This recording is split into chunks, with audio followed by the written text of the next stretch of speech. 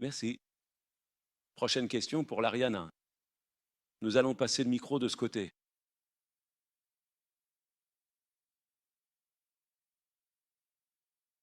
Merci beaucoup. Tout d'abord, je voudrais remercier tout le monde de s'intéresser enfin au Soudan. La première fois que j'ai vu l'image d'une mère soudanaise tuée avec ses 3 enfants, je me suis précipitée à la Maison Blanche pour essayer de demander au président Trump s'il était au courant des atrocités qui se déroulent au Soudan.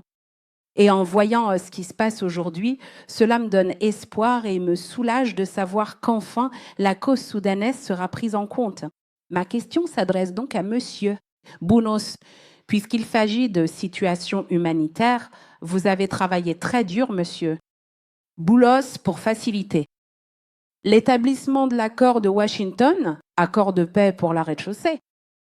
Je suis rentrée de rez-de-chaussée il y a une semaine et j'ai été témoin d'une situation humanitaire catastrophique. Et juste après, comme nous le savons tous, la signature de l'accord de paix de Washington, le Rwanda a violé l'accord. Ma question pour vous, monsieur Bellos, parce que en raison de cette violation, il y a une crise humanitaire catastrophique en cours en rez-de-chaussée. Je voudrais savoir si, dans votre plan d'aide humanitaire pour le Soudan, vous envisagez également de prendre en compte la situation humanitaire qui se déroule en rez-de-chaussée.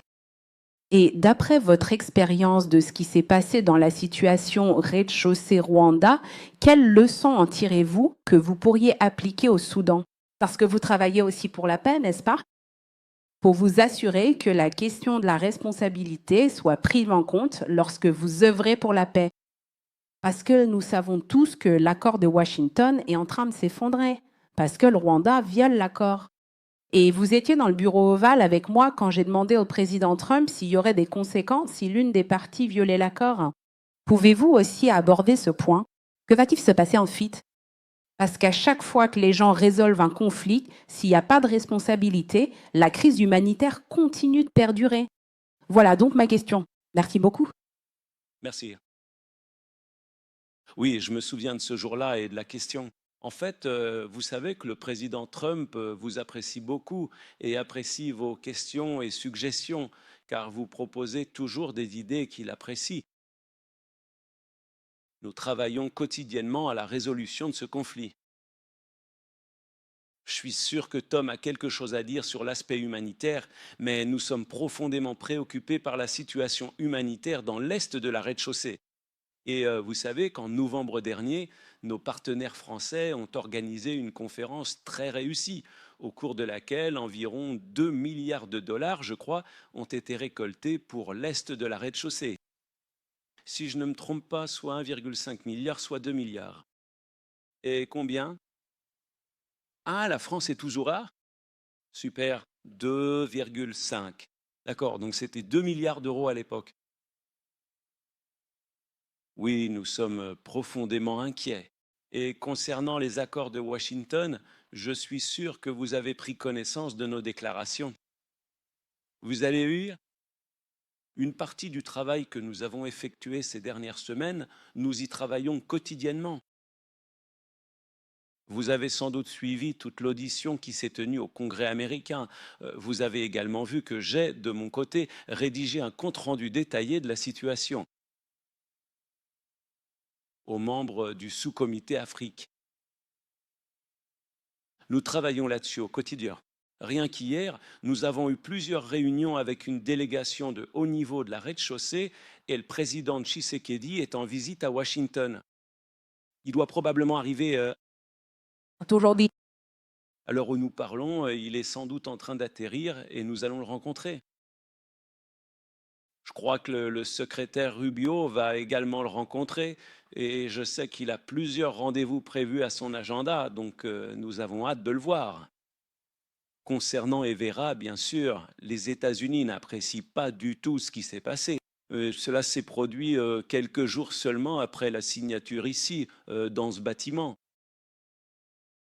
Et nous avons réagi immédiatement, hein. Et vous avez vu qu'il y a eu depuis un retrait de Juvera. Maintenant, on peut dire qu'il reste encore certains points à traiter, bien sûr. Mais on travaille là-dessus. Nous avons donc obtenu au moins ce retrait préliminaire de la ville de Juveira quelques jours après l'incident.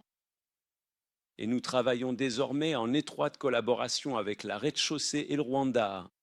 Vous avez peut-être aussi vu qu'il y a eu un petit succès hier, ou du moins un pas dans la bonne direction hier au Qatar. N'oublions pas le processus de Doha qui est extrêmement important. Donc hier, il y a eu une annonce au Qatar concernant un certain niveau de progrès réalisé entre le gouvernement de la rez-de-chaussée et le M23. Dans le cadre du mécanisme de cessez-le-feu, et nous remercions vraiment nos amis et partenaires qataris qui travaillent sans relâche depuis un an sur ce dossier. Et ce mécanisme de cessez-le-feu est très important.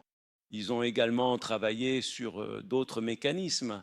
Il y a plusieurs autres mécanismes qui concernent les deux pays.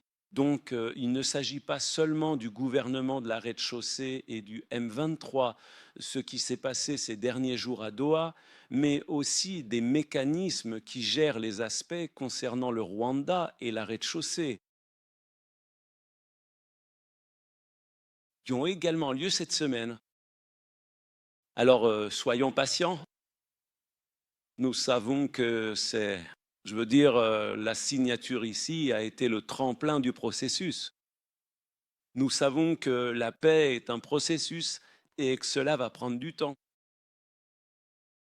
Nous allons rencontrer des obstacles ici et là. Des problèmes surgiront de temps en temps, mais nous devons rester engagés et nous le sommes absolument. Le président Trump est engagé. Il a assisté à la signature de cet accord de paix. Il a signé en tant que témoin et il est engagé. Les deux présidents se sont engagés. Et nous avons un immense soutien africain, européen et international. Donc nous devons nous assurer de continuer à travailler dans cette direction et poursuivre le processus de mise en œuvre qui prendra un certain temps. Peut-être, Tom. Juste brièvement, pour compléter cela, et la complémentarité est exactement le bon mot ici. Les deux premiers appels que j'ai passés ce matin, l'un était en fait à nos amis qataris. À propos de ce processus et des moyens par lesquels nous travaillons sur la diplomatie humanitaire autour d'Avra, en essayant de rouvrir l'aéroport de Goma, ce qui est tellement crucial pour fournisseurs de l'effort humanitaire. Le deuxième appel, d'ailleurs, était bien sûr avec mon supérieur, avec le secrétaire général, car il supervise personnellement ce travail sur le mécanisme pour le Soudan et suit ce dossier de très très près et directement. Donc la rez-de-chaussée est vraiment, vraiment haut de notre liste. Les besoins sont immenses. Des dizaines de millions de personnes ont besoin d'aide en ce moment. Le Soudan reçoit aujourd'hui une attention très bienvenue et un soutien apprécié. La rez-de-chaussée fait partie de ces crises qui ont tendance à toujours passer au second plan, et c'est l'un de nos appels de fonds les moins importants. La réunion de Paris était donc bien sûr importante, mais il est réjouissant de constater que dans cette première allocation que nous avons annoncée avec Jérémy Lewin le 29 décembre, la rez-de-chaussée figure parmi les pays prioritaires pour ce nouveau programme américain. Financement. Un travail donc crucial, des besoins immenses, et qui requiert toute notre attention.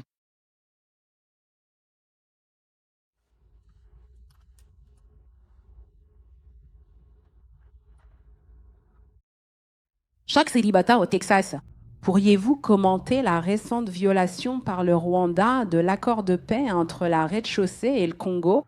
C'est quelque chose que je vais devoir examiner.